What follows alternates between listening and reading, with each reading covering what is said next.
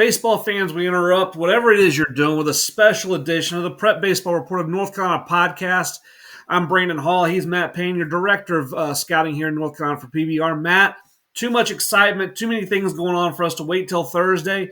Too many things are going to break between now and Thursday if we wait, so we had to get on today. What's going on, buddy? Regional finals week. I guess a couple series could be over before we get back on. So That's we'll no get into it choice. No today. choice.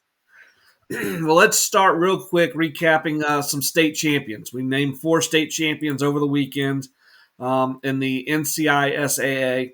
A couple of surprises just based on kind of what had happened throughout the year, but maybe when you look at it in totality, you go, it makes sense. Our first one at the 4A level, Wesleyan Christian Academy. I don't think they're co-ace, Sam Cozart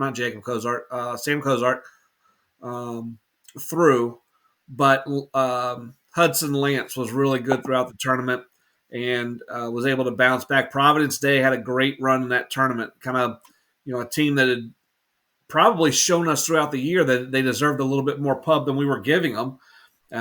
But just it came to a point and ran out of gas, got shut out after winning Game 1, got shut out in games 2 and 3, and Wesleyan Christian named champion. Yeah, I thought that was impressive by Wesleyan to lose the first one and bounce back and win 2. And I don't think they allowed a run in games 2 and 3 to win the title. The 3A champion, Hickory Grove Christian, one of my former players, Nick Daddio, played for me at Charlotte. First year with the program, Hickory Grove Christian came in. They had some talent, but it was a program or as a team that we saw earlier in the year. And honestly, we dropped them from the Power 25 after watching them. But they got better, and they got better, and they got better. I attended Game 1. They're playing at High Point Christian, playing against High Point Christian. So as much as you're thinking you may have a neutral site set up, it was not a neutral site. And it was a very spirited Game 1. We saw Connor Berezino throw for Hickory Grove Christian in Game 1 and was really good. I think pitching into the 7th, I haven't seen the full box. I had to leave a little bit before the game was over, but it was 8-1 when I left. High Point Christian comes back and lays a thumping on Hickory Grove in Game 2. They turn right back around and play Game 3 on Saturday, and Hickory Grove Christian, again, solid pitching performance. Bats come alive later in the game. They create some spread in the game. They walk away with that trophy.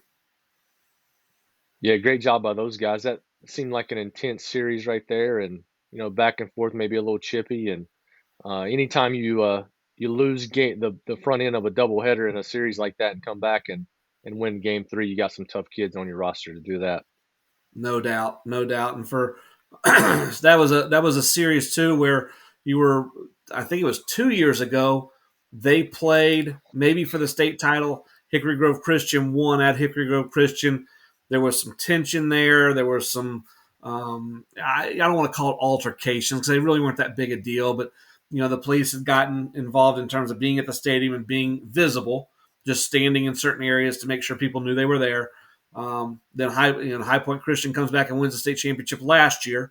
Then they get Hickory Grove this year at home. So I think some of that tension still there, and kids played with emotion. We see it. We see bat flips. We see staring into a dugout and this and that. And I think sometimes we forget. We talk about, hey, act like you've been there before. A lot of these kids maybe have not been there before, even though they've played in these types of situations. Their role this year may be different. Their standing on the team may be different. And trying to allow kids to grow and learn. But I thought the players themselves in Game 1 handled the tension very well, much better than maybe the parents handled it in the stands. But for the most part, that got sorted out, and the game continued on, and they were able to play a series where the emotions on the field were kept on the field. It was a competitive environment. But at the end of the day, they shake hands, they move off in their own separate directions, and wish each other luck. So, congratulations to those guys at Hickory Grove Christian. Matt, the 2A, we saw the Burlington School and Westchester Country Day, 2 of the premier arms in the state, with Tucker Holland and Josh Hammond. They didn't. I do not think they matched up in this series. And again, I'm going on a limited sleep and trying to remember all the boxes we've been through. But again, a 3-game series, and Burlington School takes it. Thoughts a little bit on that matchup and kind of how that season has played out for the Burlington School. You wish those two guys could have matched up in the same game, but I know Westchester used, I think, Hammond to get there in that game. He had an impressive outing, and the Burlington School, I think, a little up and down early in the year, and really put it together late, and just solid overall performance up and down the lineup, and some good pitching as well.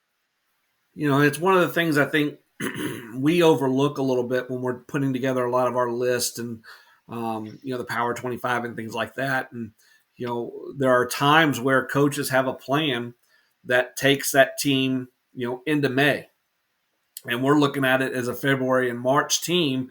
Going, man, I don't see it. But the lineups they're playing, the pitching staff they're using, there's a bigger plan in terms of what's going to happen in May. When we have to win a 3-game series, I'm going to have enough arms available to go. Putting some guys in some different positions that may ultimately lead to a loss in April, but leads to a win in May. And I think the Burlington School did that this year. Their coaching staff did a really good job, putting some guys in some different positions throughout the year, so that when they got into the state tournament, we have a chance now to make that run and kind of eyeballing and keying on, we're going to play a good enough schedule. We're going to get into the tournament, 5 seeds good enough, and we'll make our run from there. Yeah, definitely prepared down the stretch. And the more guys you get involved early, it pays off late in the year when all these games get jammed together in a short span. At the 1A level, another 5 seed went 3 games and took it Halifax Academy. Again, with their path, they went through Curvance at Curvance. Played 3 solid games and winning 2 of them to get the state title. So congratulations to them. Again, all 4 of these clubs, regardless of your level, regardless of who you've played, regardless of what we think of you in the Power 25 and the overall, nobody's going to be able to take that ring away from you. Nobody's going to be able to take that trophy away from you. So, real big accomplishment for those players, those programs, those coaches, those teams, those parents. And from us, congratulations. Matt, let's jump into the public schools are now through the 4th round, and we're setting up our best of 3 series for our regional finals. And so now we're actually getting into the tournament format that I like. I would have loved to have seen TC Roberson and Myers Park in a 3-game series. I would have loved to have seen Wake Forest and New Hanover in a 3-game series. We didn't get that. We get a one and done, put all your marbles on the table, 1 bad inning and your season's done. But now we're into that meat of the tournament where we get best of 3. So we've got 2 teams in the 4A on the East and West. So 4 teams left at each level. Let's start with the 4A, Matt. Give me your thoughts a little bit on TC Roberson's run, on Reagan's, Northwest Guilford, right? Northwest Guilford? Yep, Northwest Guilford's run, and how you see the West playing out. TC Roberson come in with the number 1 seed. We said the West kind of runs through those guys, and they've been there before. Returned a lot of players from their run last year where they lost 2 games to Providence in the West Finals, and just really complete effort so far through the playoffs. And they had the home field advantage up there. It's a big deal at TC Roberson, and they jumped out. They scored 6 runs in the first 2 innings against Myers Park, and really just held them off after that. Team that'll come out with a plan, and they'll get game 1 at their place in the regional finals this week, and that's a tough place to win at. And then you go to Northwest Guilford, who knocked off Reagan in 8 innings. Reagan tied it in the 7th, and then Northwest in the bottom of the 8th got 4 straight hits and walked it off. And I think that is a rematch of last year's West Finals. Or no, Providence was there, but I do think they played last year in the playoffs. And you go through all those games in 4th round, and a ton of 1-run games in each classification. Yeah, I'm excited to see this matchup. So over the course of 3 games, there's not a single game you point to and go, Team A has an advantage because of their arm. I think both of these clubs have won in spite of not having a true shutdown, lockdown number one. But what they may have is they may have five number twos. And so even when they're matched up with a number one, their offenses have been better than some other programs' offenses. And so they've been able to grind number ones down while mixing and matching who they pitch and who they throw and getting their best options out there.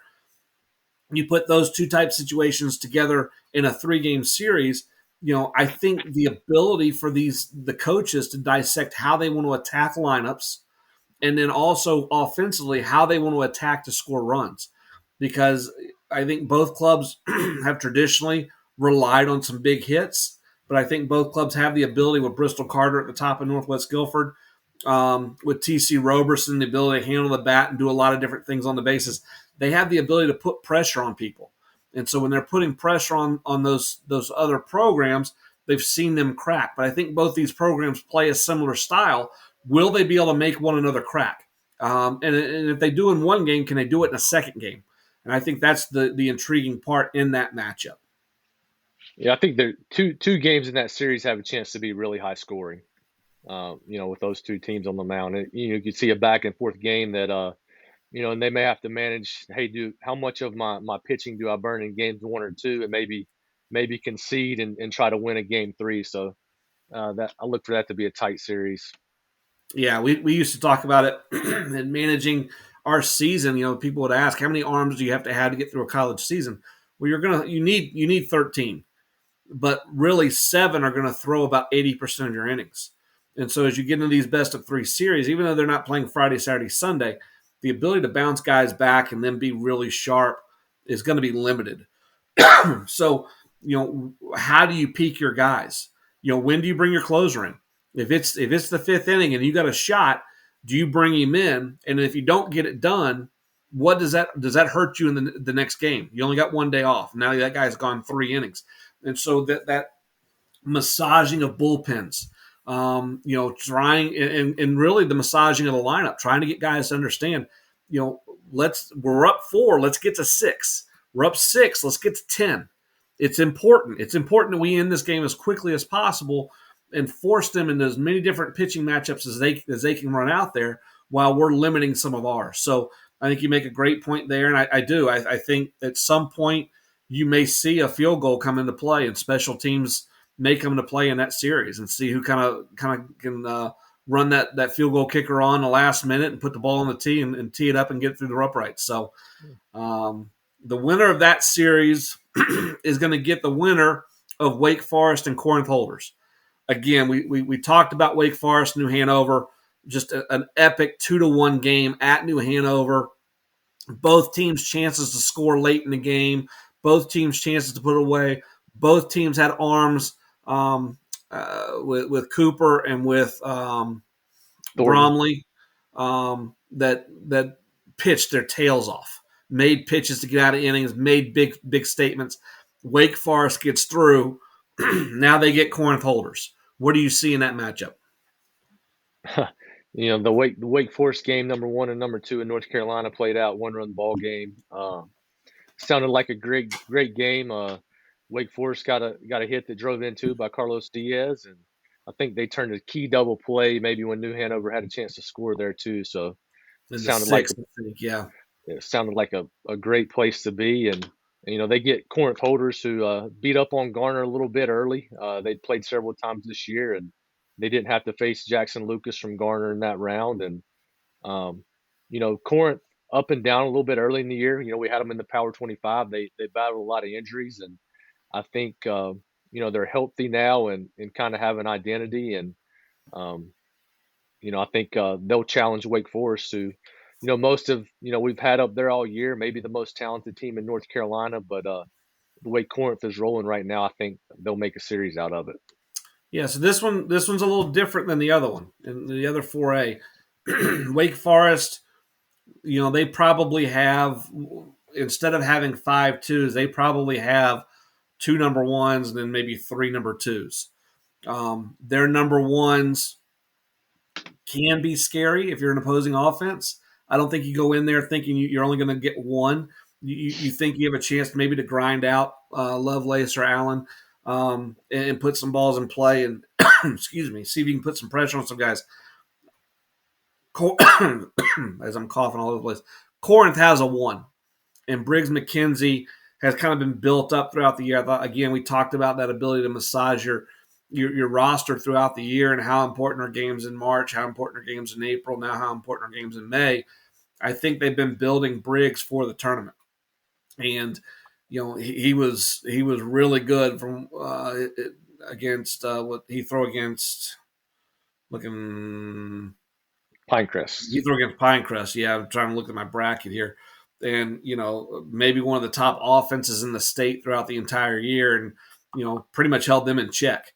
He has that ability. I mean, he could go out for a game, we walk away and he's punched 15, 16, 17, and they win 1, 2, 3, nothing or 10 nothing. So the question becomes, can Wake Forest put some pressure on McKenzie? And then in the next games when McKenzie's not throwing, how quickly can they put pressure on those pitchers so that Corinth doesn't get comfortable? And if they can do that, I think Wake Forest moves through.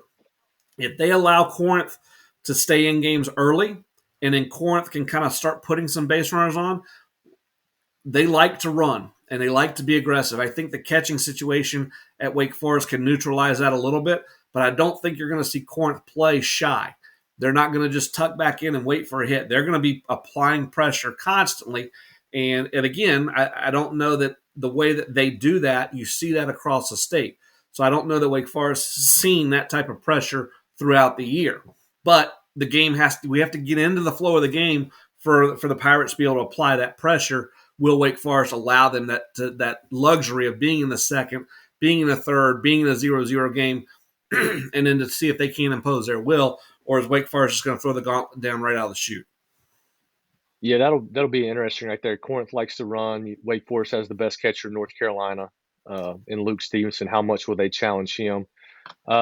One thing I think skiing that series is it'll start at Wake Forest, and I would think Briggs will go game one, and then you get to game two where Corinth will be down on their pitching a little bit, but they're at home, and that community they pack it out there. They create an atmosphere. So can they ride that momentum of playing at home with their number two on the mound and threaten Wake Forest a little bit? That's a very good point. All right, Matt. 4A. How do you see it playing out? Roberson, Northwest Guilford, best of three. Who gets to the state championship? I got TC. I picked them in the early thing. I got to stay with them. They've performed so far, and I do think that'll go 3 games. But game 3 will be back at TC. I'll go TC in that one. I actually don't remember who I picked. I had Myers Park at this point, so I know I didn't have Roberson. I've been down on Northwest Guilford at times, not from a standpoint of we don't believe they're a good club, but I wondered how they were going to win games in a single elimination tournament. We're not in a single elimination tournament anymore. I think that offense, I think Bristol Carter at the top, Silas Boris at short. The catcher, help me out with the name on the catcher. Blaze Johnson. Yes, Blaze Johnson. I think he's got a chance to turn the ball around and have a big hit at some point in this tournament. So I'm gonna I'm gonna go with the Vikings, Northwest Guilford. Wake Forest and Corinth holders. Matt, who you got? You got to go Wake Forest. Okay. I think I picked New Hanover to win that maybe, and Wake Forest is just so talented. It's hard to pick against them, especially they had a tough road through their part of the bracket and have held up just fine. So hard to pick against those guys right now. I'm as well. I'm going to go Wake Forest, but I'm going to do Wake Forest in 3. I think Briggs comes out and wins game 1, and forces a potential 3-game series where the depth of Wake Forest pitching staff really comes through. The depth of their lineup comes through. But that can be interesting. You go down, all of a sudden you're seeing your season on the brink. You're 1 game away, maybe, and you're at Corinth, and maybe you get down early, and we'll see how they battle back. But I'm going to trust the Cougars in this one, pick Wake Forest to go through. So we'll see how that plays out. Let's move to the 3A, where in the 3A West, Oak Grove got past North Iredell, who had been on a tremendous run, beating Ledford, Northwest Cabarrus, and the Parkwood to start their year or start the tournament. And then West Henderson slips past East Rowan. Talk about a little bit about these programs, Oak Grove and West Henderson, getting to this point, how they got to this point, and what you like about these clubs in this matchup. I think if there's a surprise team in this, I think it would be Oak Grove coming out of the 3A. And I know you saw them, solid team. Probably, like I said, the most surprising team. And then the other side, you get East Rowan and West Henderson, who we know East Rowan's talented and a loaded lineup. And West Henderson had kind of been there all year. I think we had them in the Power 25 at one point, and then they turned around and lost the game they probably shouldn't have. But East Rowan had to travel up there. I saw a picture of the crowd. It was packed out. That community's embraced that team, and it was a back and forth game, and scored on a pass ball late and walked it off for a win, and they'll have a chance to go play for a state championship this week. That was one of the games where I felt like home field advantage really came through. East Rowan had a chance to score. I actually was driving home from the Oak Grove game and listening on the radio to the East Rowan West Henderson game. East had done a good job. They got Truett Manuel out, and they're in the game. So you feel you're in the fifth, sixth inning, and he's out of the game. We've done our job. Now can we handle their bullpen? And I thought the home crowd did a really good job kind of willing West Henderson through the first couple of outs in the bullpen and allowing them to get settled after Manuel comes out. The other part was when I think it was I think they played 8, if I'm not mistaken. It's either the 7th or 8th, but East had a chance to score and just a big pitch, punch out, don't get it across, and in the very next pitch to start the next half, bang off the top of the wall is a double. You could just feel that crowd surge through the radio. And being at home mattered there for me. Just listening to it, I felt like when they hit that double, it was over because that crowd wasn't going to let them in that inning without scoring a run. So, again, you've got a true number one, Wes Henderson. How they use him will be interesting because they haven't necessarily used him as a starter throughout the year. So they could, depending on I don't think he's going to start game 1, but he threw on Friday. He's on 3 days rest. He could close game 1. If they win game 1, he could close game 2. If they don't win game 2 and he doesn't close, now he can start game 3. So I think their use of Manuel will be something that they've been preparing for all season. And it's been very interesting to watch how they've used him. And now you get in the best of 3, and they have a lot of options on how they use him. Oak Grove, that North Iredell game, Oak Grove threw a lefty, and I'm blanking on the name. I'm going to pull it here because I have it right in front of me. I think profile list messages. There it is. Ethan Yarborough. I can't believe I couldn't remember the name. Ethan Yarborough, a little undersized senior righty. So, fastball, both sides in the zone, 80-81. Good feel for a changeup, decent pace off it, decent deception. Top to bottom breaking ball, rolled through the zone a little bit. It's not a power breaking ball. But it's 3 pitches in the zone coming out of the same window that do 3 different things. And, he did a really good job with North Iredell keeping them off balance. So there's and he's really, I would guess he's there too. And Lindholm, who we saw at our top prospect games last August, I think is going to UNC Pembroke. That's an arm that the stuff has a chance to be shut down at times. This is a program that's been tested. Although they haven't seen, as going through the tournament, the best arm they saw was from Ford. I think Jensen maybe from Ford. It was Jenkins or Swing, maybe. Jenkins. Yeah, Jenkins. Yeah. Again, I apologize. We've got a ton of names going through our system right now. So, how do they handle Manuel? But I like Jake Smith at short. I like Dawson Shelton at third. They've got the big, I'd say football player. He looks like a freaking football player. Sitting in the middle of the order as well. Went with us to JFG's. Caden Hart. Yeah, it's not Thursday, people. So give me a break on the names. But yeah, Cadence and the offense isn't scary, but it's got some depth. And it's got some guys that have some feel for the barrel, and they caught the baseball. They moved the baseball. They played with some passion. They had a really good crowd there. So, I don't think this is a walkthrough. I think Wes Henderson would be favored, but I don't think it's a walkthrough. Let's move down to the East, and we'll come back and get our predictions. In the East, we got J.H. Rose and Southern Lee. This may be my favorite matchup in the tournament because of you've got a perennial favorite that's kind of been locked in to get to this position throughout the year versus a team that didn't come out of nowhere. We knew they were good, but their last 3 weeks, they've played at a different level. What do you have on the path of J.H. Rose and Southern Lee getting here, and then a little bit of the breakdown of those two playing against each other? I think Southern Lee definitely had the tougher path, and they had to go through a red hot orange team to get to the finals. And like you said, Rose perennial favorite. They seem to do it every year. High seed, easier path, and rightfully so. But Southern Lee's just hitting home runs. They got 3 arms they can run at you.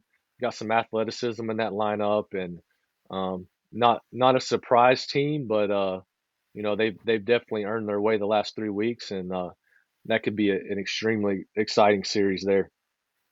I think it's one of the few times where we look at it and go, their number ones, their matches, go get them.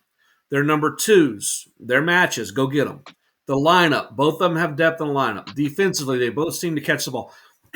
This may just come down to purely who plays better, who is more themselves this week than the other team. Who can be that club that just we're going to do what we do and doesn't change anything. I think if it was a best of 7 series and we were playing every single day, I think some of the depth of Rose would really show through, especially on the bump, because again, they've got multiple arms that haven't thrown a whole lot this high school season that we've seen that are got a chance to be potential guys down the line. But in a 3-game series with days off in between, we may not see those guys. And so which lineup can affect the bullpen? Which lineup can get to the bullpen first? Which lineup can affect the defense? Who can cause somebody else to make some mistakes? And I think that's what this 3-game series is going to come down to. I'm really excited to see how they play because you're going to get a chance to see 14, 15, 16, 17-year-olds react to big environments. And it's great to it's a great learning experience for them. And both of these places, Southern Lee, J.H. Rose is going to turn out, they're going to have great crowds. They're going to be energetic. The home team's I think going to have an advantage early on, just with some adrenaline. Can the road team settle in? Can the road team affect the game early to see if we can't put the home team on its heels? That series just has the feel of game 3, somebody's going to get a big hit who really maybe hasn't done a whole lot, just a surprise guy going to show up and do something and win it for one of those clubs. And it'll be one of those deals too where we hear from the coaches and hear from the teammates afterwards going, we had complete trust in that guy because he's done it every day. And it's, you believe it with these clubs. I mean, Southern Lee getting through Orange and really played really well in that game. But Orange had been playing at an extremely high level, and Southern Lee went on the road and just rolled through there. That was impressive. I don't think Rose has been tested. I know they had a tight game with South Brunswick. But again, 3-game series, there's a little bit more wiggle room if I'm tested in game 1 versus if I'm down after a game and I'm tested in game 2, or it's elimination game 3, and then all of a sudden I'm getting tested. So we'll kind of see how those guys react. Let's go back to the West.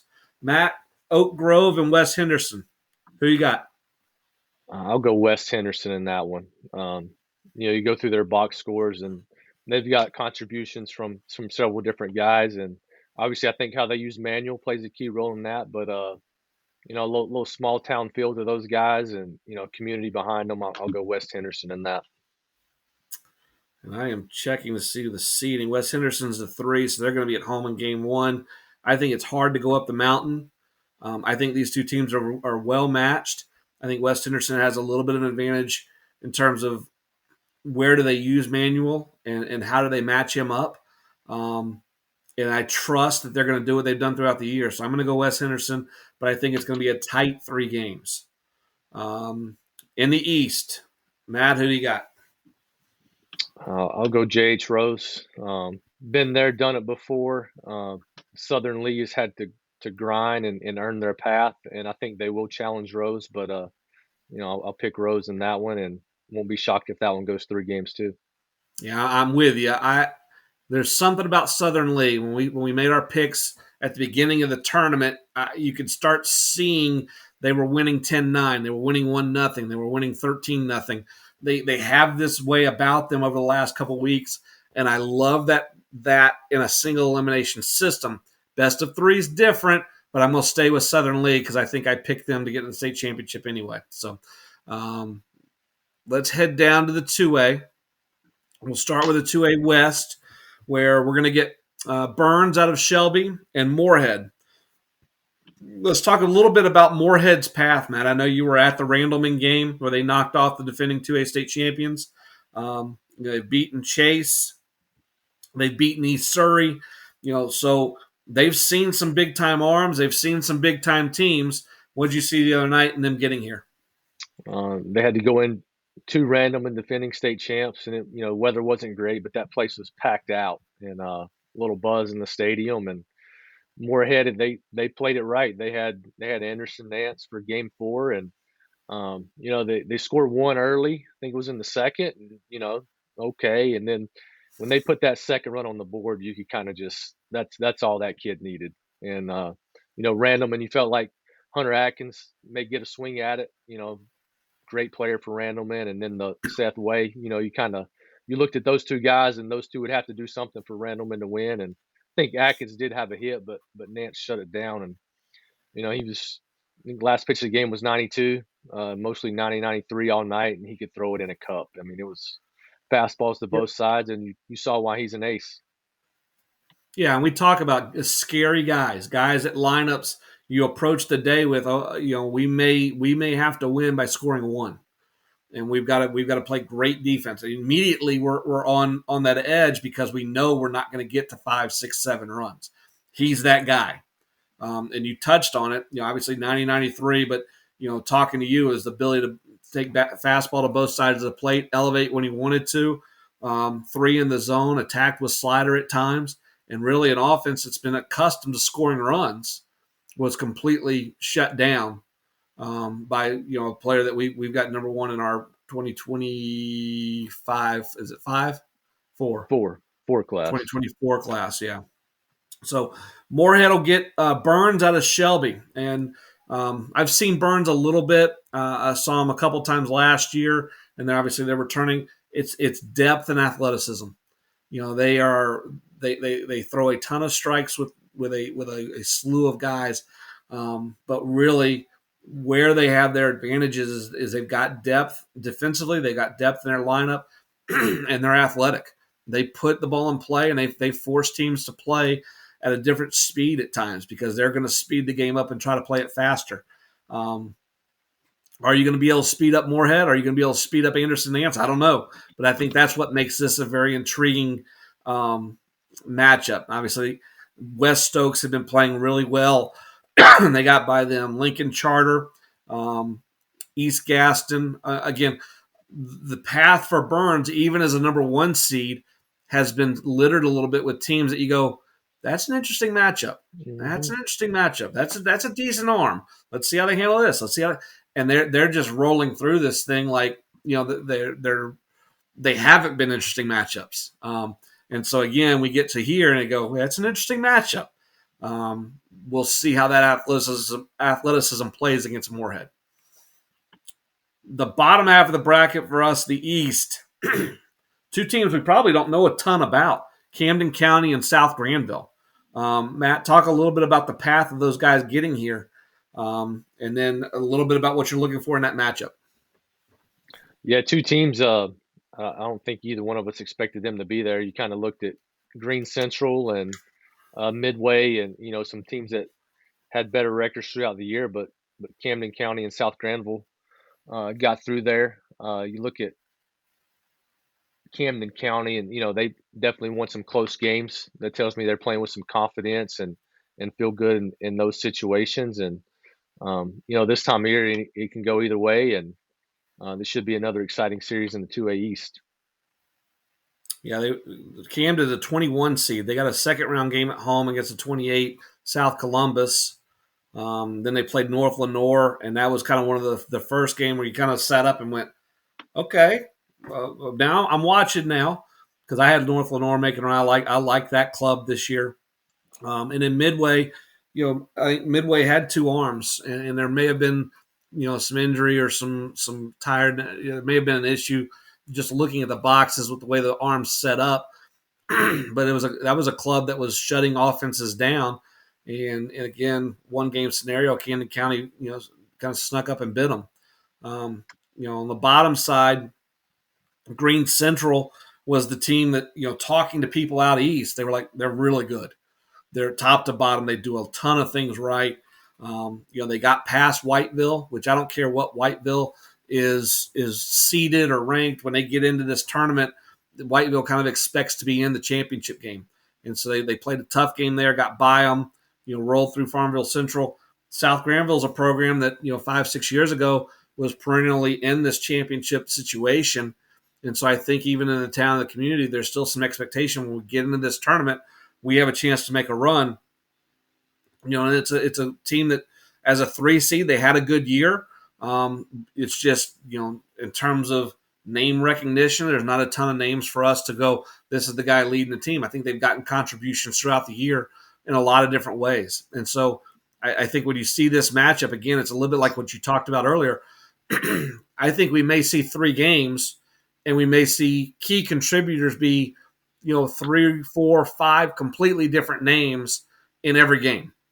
So a guy that, maybe has a big double in game 1, we may not hear from him for 2 more games because somebody else is stepping up and making those big pitches, taking advantage of those big moments.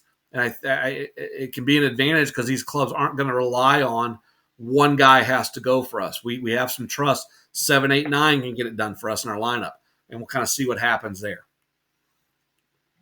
Moorhead and Burns, make your pick, Matt. I'll go Moorhead in 3 games. They seem like they have something special going, and to go in and beat Randleman at their place like that, they confident club, like Moorhead in 3. I have a good relationship with Coach Houchins at Moorhead, and he does a good job reaching out to us and touching base with us and really updating us on what his players are.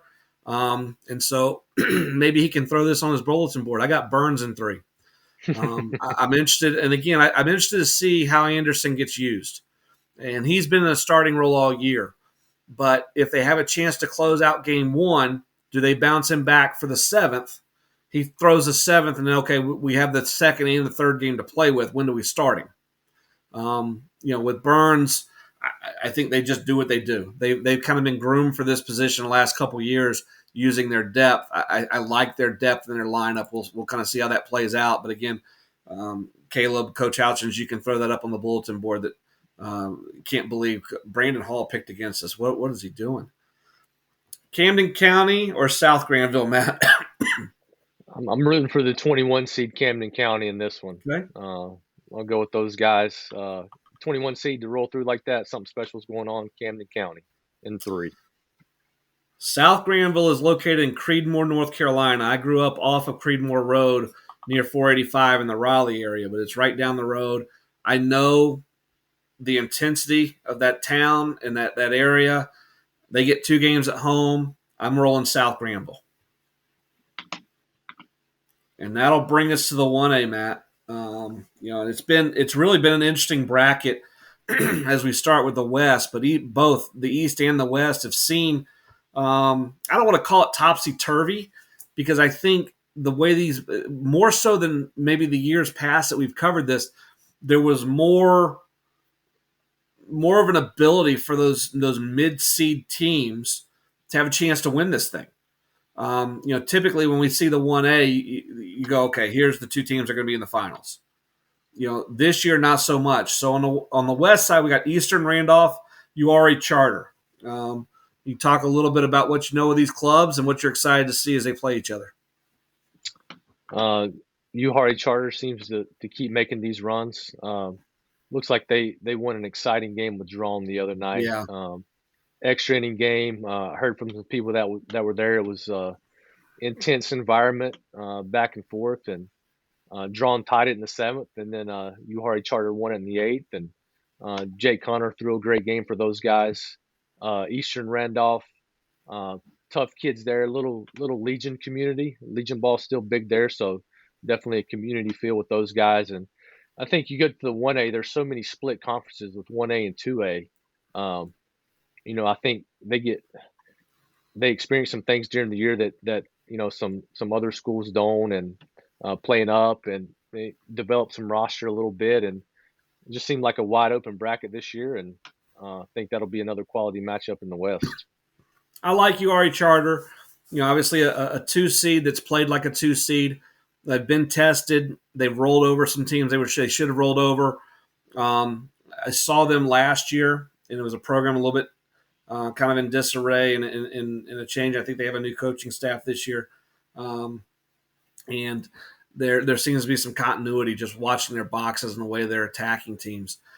Eastern Randolph, again, a 21 seed. It's a 21 seed that, one game one was on the road, one game two was on the road. Got Highland Tech was on the road. Got Union Academy was on the road. So kind of a road warrior mentality. They're finally going to get a home game. I think that environment's going to be electric in game two. But they've been tested a little bit. The Union Academy made a run to the regional finals last year, and it's and they beat Cherryville this year. That was kind of a program that has gotten to that point where they kind of expect to win in the tournament, regardless of what's happening the rest of the year. We're pretty good. And we're gonna make our run, and to stand up against that, especially in a one game scenario, and hold your own. I think Eastern Randolph's playing pretty well coming in here. So I think this again chance to be a really good series. I don't know that it goes 3, but I think it's going to be 2 really good games. On the bottom side of the bracket, Northmore gets past Rosewood, and Voyager Academy gets past East Wake Academy. So we got Northmore and Voyager. Northmore is Can you hear me? I got you. Northmore is an 8 seed, and Voyager. Where is Voyager? Wow, they're very a 3. So we got a 3 and an 8 seed here in the 1A East. Well, some of your thoughts on this one? In the 1A East, we got Voyager and Northmore this week. Northmore making it as an 8 seed, rolling through, beating Wilson Prep, who was the number 1 seed on that half of the bracket, and then beat a quality Rosewood team that's had a good year and had some big wins. Voyager topped East Wake Academy, who East Wake been another consistent club throughout the year. Voyager makes it through as a 3 seed, so things kind of go more as expected in the 1A side. Chatham Charter, East Wake knocked out Chatham Charter, who was the high seed in that half as the 2 overall, and then lost to Voyager. And you got to like both those clubs right there. Another series that should go 3 games. And Matt, as we're looking ahead, let's go back to the West and let's make some predictions. Who gets to the next weekend? Who do you like facing each other in the state championship finals?